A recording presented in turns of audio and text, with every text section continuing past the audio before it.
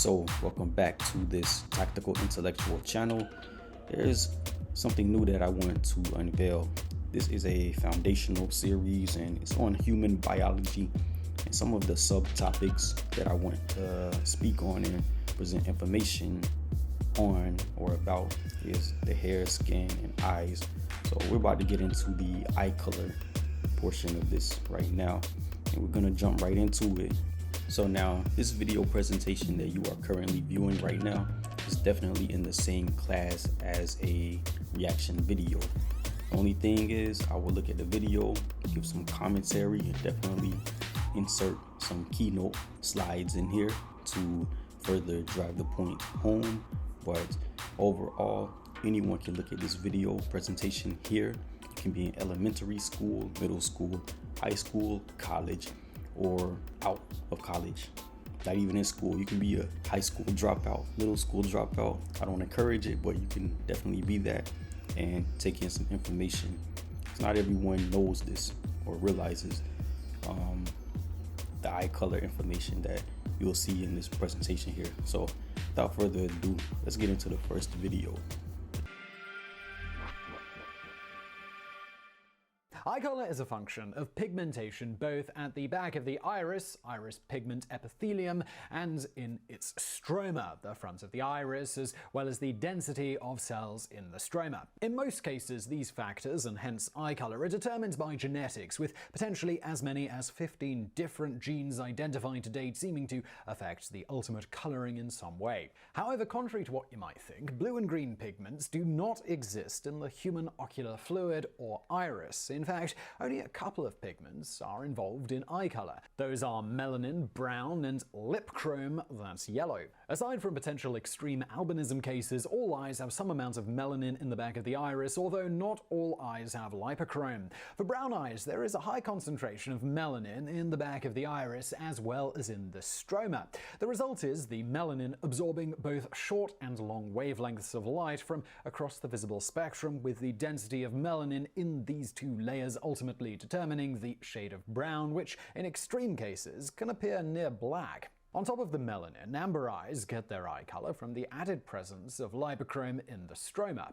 As we said earlier, blue and green pigments do not play a role in human eye color. So how does anyone have blue or green eyes? Well, the remaining human eye colors, including blue and green, are in part a trick of the light. With blue eyes, there is a fair amount of melanin in the back of the iris, but relatively little melanin within the stroma, making it translucent, with light getting scattered around when it encounters this layer.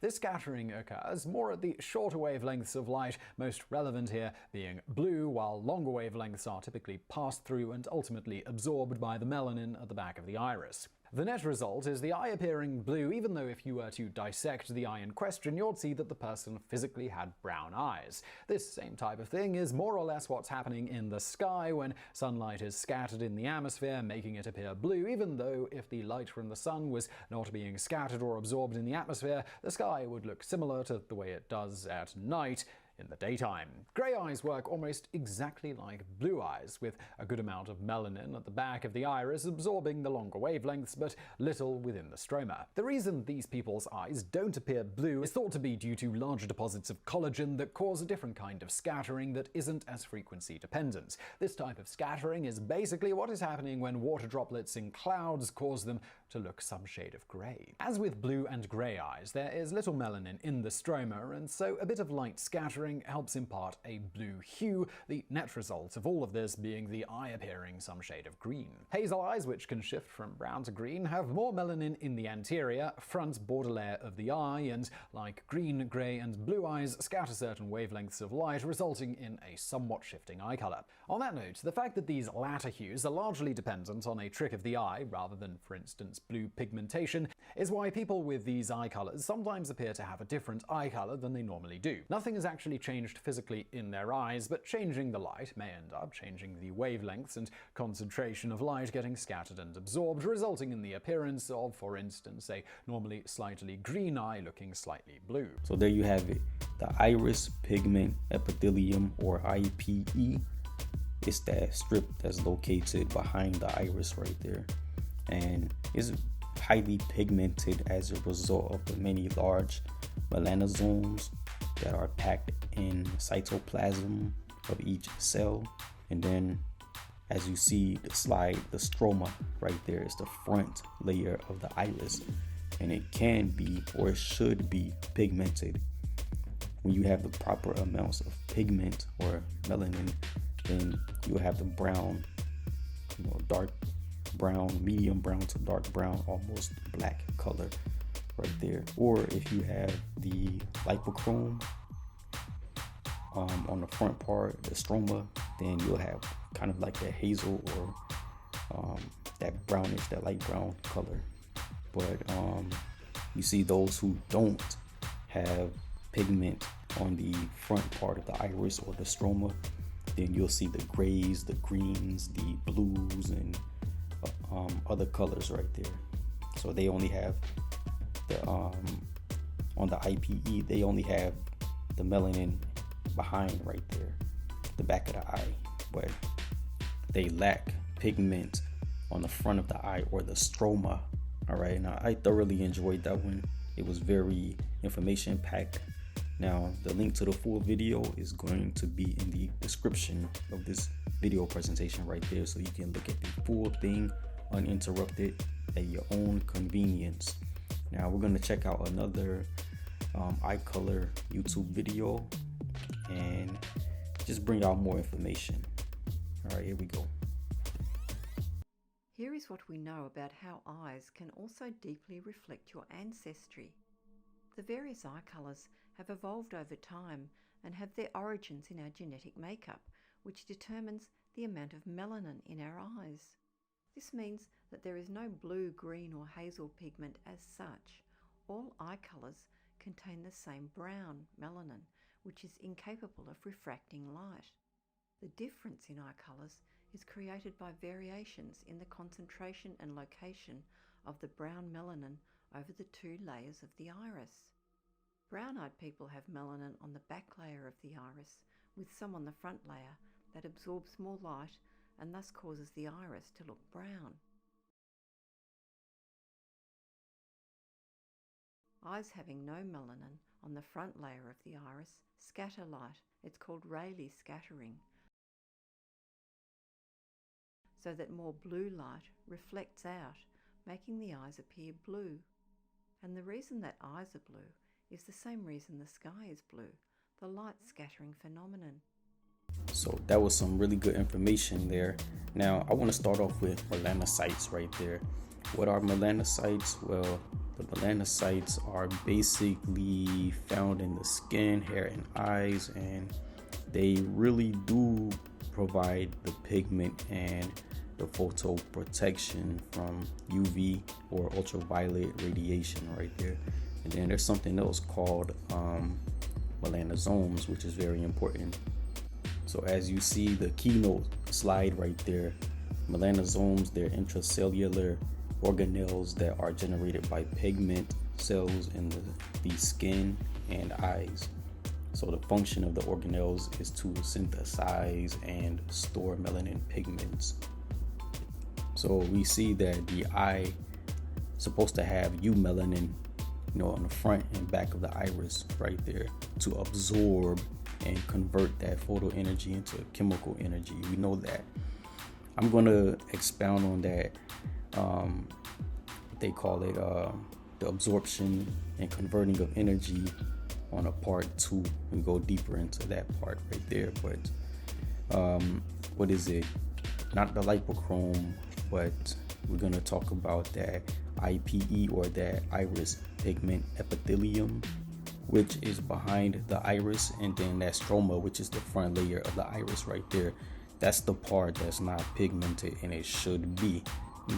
People should have the pigment right there.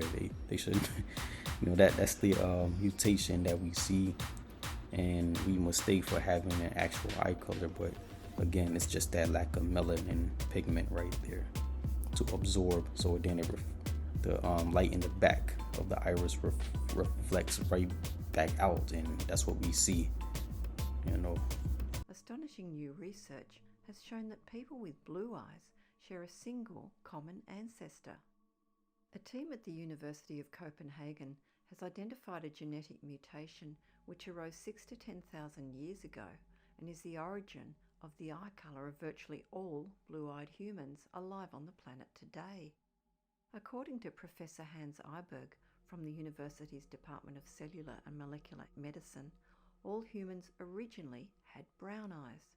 However, a genetic mutation impacting the OCA2 gene in our chromosomes caused the creation of a switch which physically turned off the ability to produce brown eyes. The OCA2 gene processes the so-called P protein, which is required for producing melanin, the pigment that imparts colour to our hair, eyes and skin. This switch, being located in the gene sitting next to OCA2, does not turn off the gene completely, but actually limits its action by reducing the amount of melanin in the iris, thereby basically diluting brown eyes to blue. The effect of the switch on ACO2 is very specific in this way, and if the gene is completely destroyed or turned off, the resulting human being would be lacking melanin in their hair, eyes or skin colour, a condition called albinism. The majority of the world's population have brown eyes, comprising up to 79% of humans.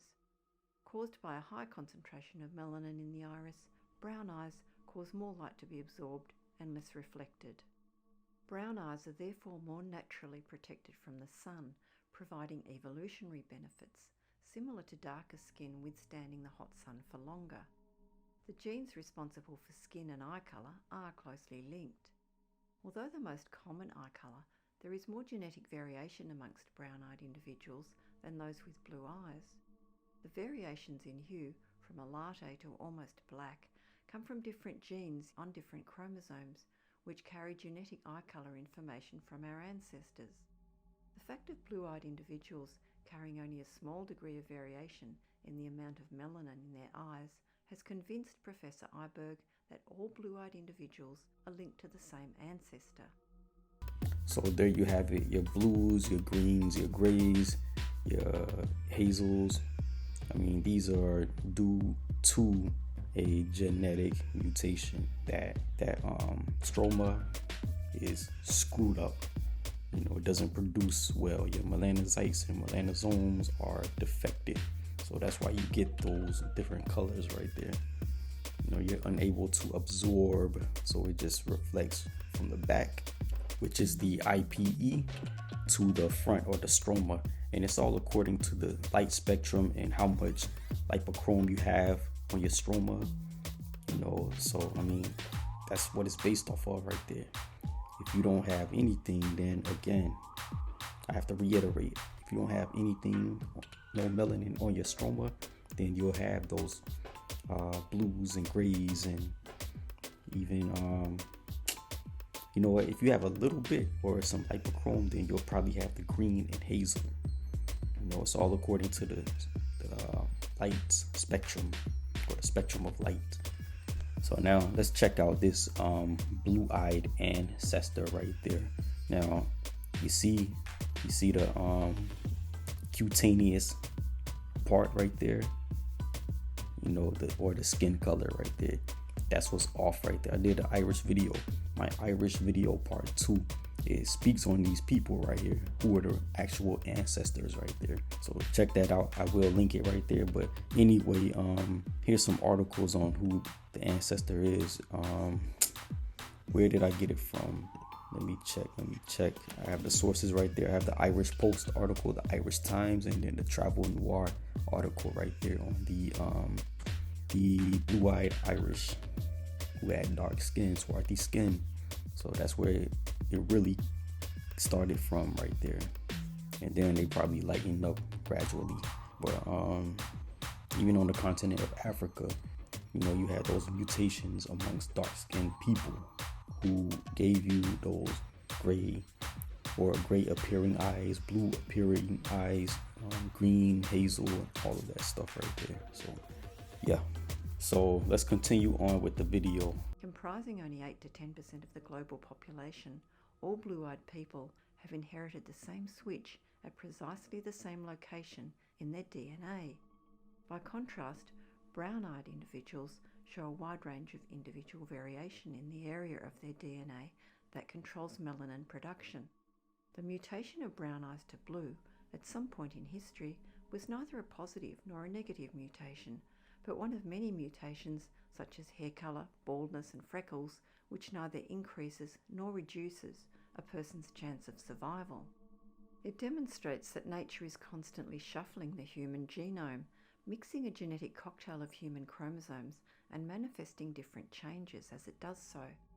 Studying blue-eyed individuals in countries as diverse as Jordan, Denmark and Turkey, Professor Iberg's team found that almost everyone, 99%, with blue eyes can probably trace their ancestry back to the same blue-eyed ancestor who lived in the northwest part of the Black Sea region about 6,000 to 10,000 years ago. The mutation seems to have occurred during the Neolithic period with the great agricultural migration to the northern part of Europe. So she just made the claim that having these mutations is neither negative nor positive. Okay, so I'm wondering if she is sure about it. I don't think she is. Maybe now in the modern day, kind of, but back in the day, But let's check out clips from 4 videos right here. And these are short clips, and the link to these videos, they will be in the description right here. But it's in reference to blue eyes, gray eyes, green eyes, and hazel eyes. While having grey eyes might seem lucky because they're so rare, having grey eyes isn't necessarily a good thing. There are some risks associated with having eyes of this hue. If you have grey eyes, you should take special care to protect your eyes from the glare of the sun. The increased risk of cancer is because of the lack of pigment in the eye. Less pigment means less protection from the sun, which means people with grey eyes are at a greater risk for melanoma of the uvea. Having a greater risk of cancer might sound scary, but fortunately this type of cancer is pretty rare. It affects roughly 6 in every million adults in the US annually, so if you have grey eyes, there's no need to worry too much as long as you're taking precautions. Now we're going into the truth about blue eyes.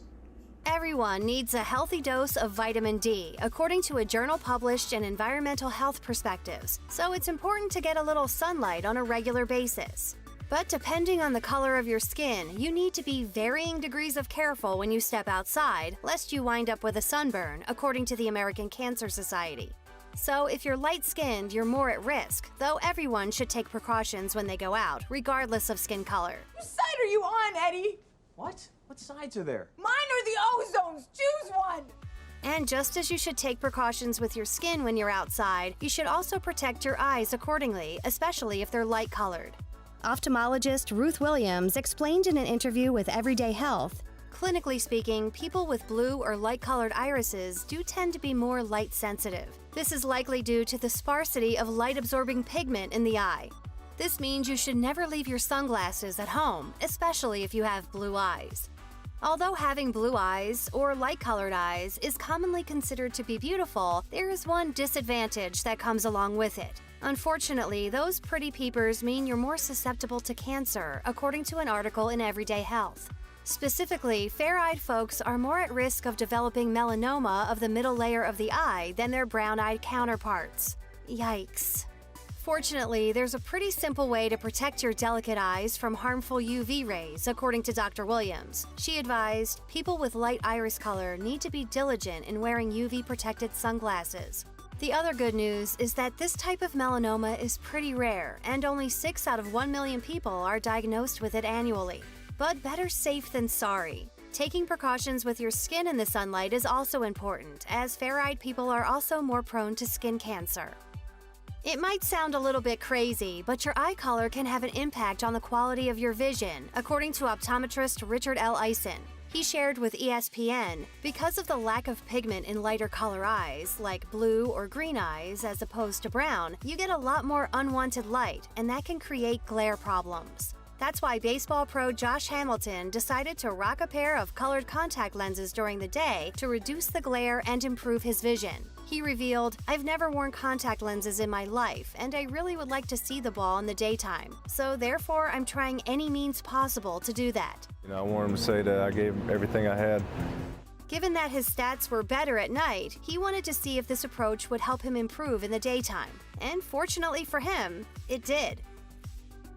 Although our blue-eyed brethren are indeed at a greater risk of cancer, the news isn't all bad. There's also a bit of a superpower that comes with having blue eyes. As it turns out, blue and green-eyed ladies have a higher pain tolerance than people with brown or hazel eyes, according to an article in Medical Daily. So this video is called "The Truth About Green Eyes." Having green eyes might make you seem cool and mysterious to others, but they unfortunately come with a few health risks. In fact, all people with light eyes might just be more prone to developing a particular kind of cancer. As Everyday Health explained, blue and green eyes contain less pigment than brown eyes, and since pigment is what protects the eye from cancer-causing ultraviolet light, people with light eyes have an increased risk of developing melanoma, specifically in the middle layer of the eye. Ruth Williams, ophthalmologist at the Wheaton Eye Clinic in Chicago, Illinois, and former president of the American Academy of Ophthalmology, told Everyday Health people with light iris color need to be diligent in wearing UV-protected sunglasses. Light color irises do tend to be more light-sensitive. Thankfully, a simple pair of sunglasses with UV protection, of course, can cut your skin cancer risk and help you avoid any of the eye irritation that comes with light sensitivity. So the last video right here is the truth behind hazel eyes. That's just one more mystery that melanin brings to the genetic table. Although having light-colored eyes is considered to be quite beautiful, it can come with its own set of risks and vulnerabilities. To that end, it's important to point out that people with hazel eyes who have more melanin in their eyes are less prone to some risks than hazel-eyed folks with super light-colored eyes. It's just the luck of the draw.